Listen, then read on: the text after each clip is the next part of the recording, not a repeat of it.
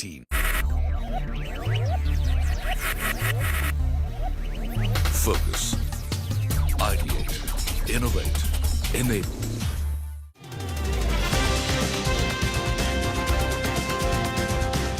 Vivriti presents the Game Changers Summit. Namaskar to each and every one of you present here. On behalf of the Bibrithi Group, we'd like to welcome all of you to the first edition of the Game Changers Summit 2022. Vivriti was born 5 years ago with the aim to change the landscape of mid-market lending by enabling debt to hundreds of mid-market enterprises across the country. The Vivriti Group has built a successful franchise, navigating through very difficult times, including the demonetization, GST rollouts, and large corporate defaults, of course, the COVID-19 pandemic included. Over the years, ladies and gentlemen, the group has witnessed 100% year-on-year growth while maintaining rock-steady asset quality, and their 400 lenders and investors have backed them in achieving this. This gathering is not just a celebration of the last 5 years, but rather celebrating the game changers who have paved the way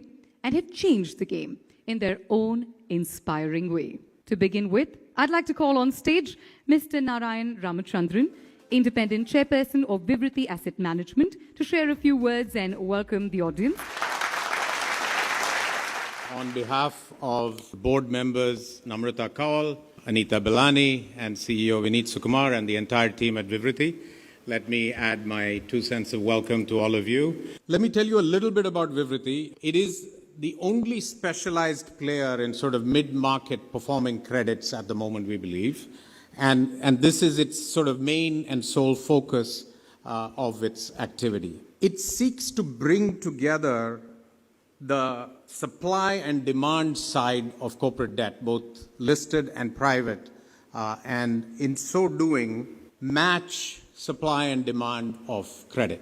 Vivriti today is about 6,000 crores assets under management in a short 5-year span. So in very simple terms, we are sort of the specialist fixed income alternative manager, broadly speaking, on one side as the NBFC, where we lend our own capital, and on the other side as the asset management firm, where we work as a specialist in intermediating this capital. So thank you once again, welcome, and we'll begin the evening. Next up on the agenda, ladies and gentlemen, we have an exciting and enlightening panel discussion on the topic Emergence of Indian Entrepreneurship. Now, this session will be moderated by Ms. Nisha Podar, Market Editor and Anchor, CNBC-TV18, and joining her on stage to share their thoughts are prominent entrepreneurs from various sections of businesses. Now, let me first question Karthik about the emergence and the evolution of the promoters into founders, and how have you seen that journey in your own particular experience as an entrepreneur and as an investor? We are a country of entrepreneurs and everyone wants to start a business. The truth is that we've been entrepreneurs to a large extent out of by default. Yes. Because we've not had enough jobs and everyone is a single family entrepreneur. That said, amongst people who have rich background in building or operating companies in large businesses, we've seen a significant shift in terms of how they view entrepreneurship as a credible option, a thing that's acceptable from a values and from a family perspective. Right. And as we've seen successes of first generation entrepreneurs potentially make it over the last 10 years. I would say that's in some ways the big surge that's happened. For people to genuinely feel about problems that they face and feel that they have the power to address them, yes, that confidence that they can go out and raise money, that's like truly remarkable. In some ways, this has been a result of the emergence of private equity or the funding market and the angel ecosystem, etc., over the last 10 years. But equally, we've seen just the growth of the market and us trying to become a middle-income country, us not trying to at least solve for the basic necessities and think about what the future can be. Anurag, how do you see the new age entrepreneurs at this point? The way I define it is probably the third stage of evolution in the current entrepreneurship era, which we've seen starting from 2006-07 when the first, startup companies got formed. Most of those entrepreneurs took very, very big calls because they were, more than capital was not there. More importantly, most of the talent was not going into that area. So they were the first one to dream big and, started building the first stage of, ideas and, solving for problems. Post, we saw the next stage came in 2014-15, which is the Geo era, when mobile became the distribution point. And, India is a very large country, and distribution has always been a big problem to solve for good products to reach to masses. Yes. And especially if you are looking for a venture-backed company, growth and scale is inbuilt into that. Yes. And so this was extremely important. And what we saw, some of the older companies maturing, but more importantly, the newer entrepreneurs coming straightway building for mobile as the distribution medium.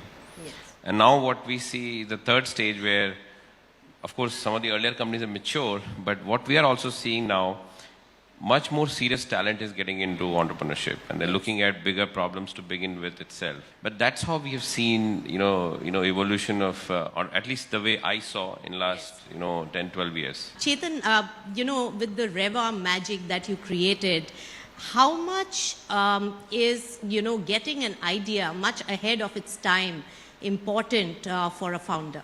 It's good teams, it's good business idea, and the capital, and of course the timing. And today, 20 years ago, I believe it was a little too early when we started electric mobility. But today the timing is right? The way we think of what governments are doing, the kind of capital that's available, the technology readiness, where oil prices are. So it's a game changer. So my only thing for that is, yes, I was very early in the first stint, but that gave me a tremendous amount of learnings about what to do, not just in India, but globally. And so in many ways is helping me as the second stint as an entrepreneur to take those 20 years of learning when the timing is really right and leverage that in a much bigger way as we can look at it. So it's sometimes, yes, you're early sometimes when you start off, but today I think the timing is right. Tell me about one, mantra you have as, as an entrepreneur, which keeps you going for so many years. I see challenges as opportunities. And I found that if there's a technical challenge, overcoming it, we've created patents. There's been a business challenge, we've created a new model to do it. When governments removed subsidies from our business 20 years ago, we went global because of it. So in many ways, each of those challenges, looking at it from a point of view, an opportunity, has probably been an important way of how we've thought of the business and thought of a mantra, I would say.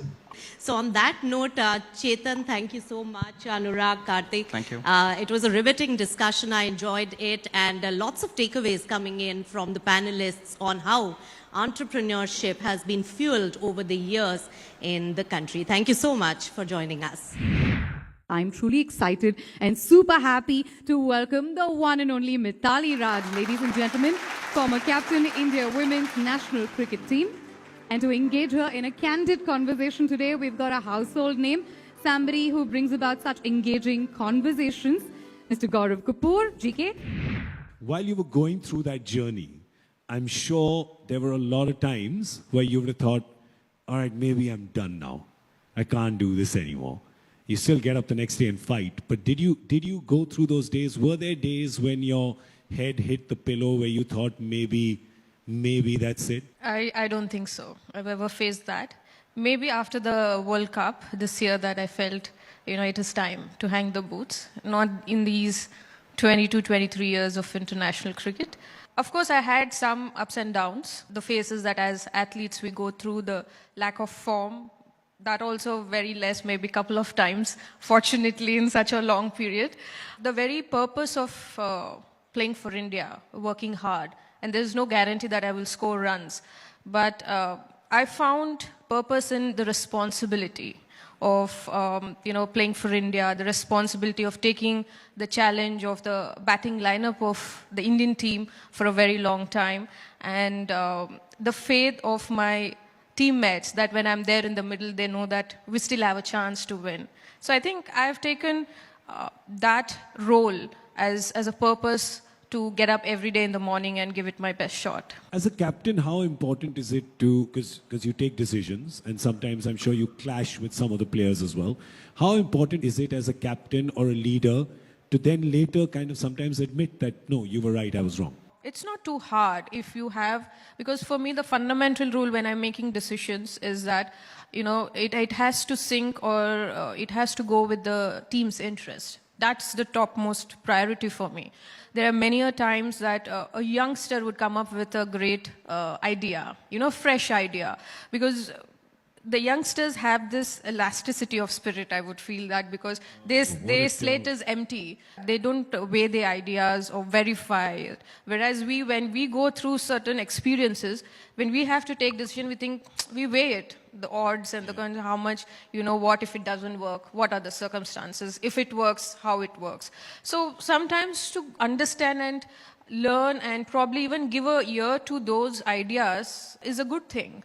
And for that, you, as a leader, you have to be very open for suggestions and keep the room open for them to be expressive. That also creates a very healthy environment in the dressing room. Okay, well, that's it. I think that's all we have time for. Ladies and gentlemen, big round of applause for the GOAT, Mithali Raj.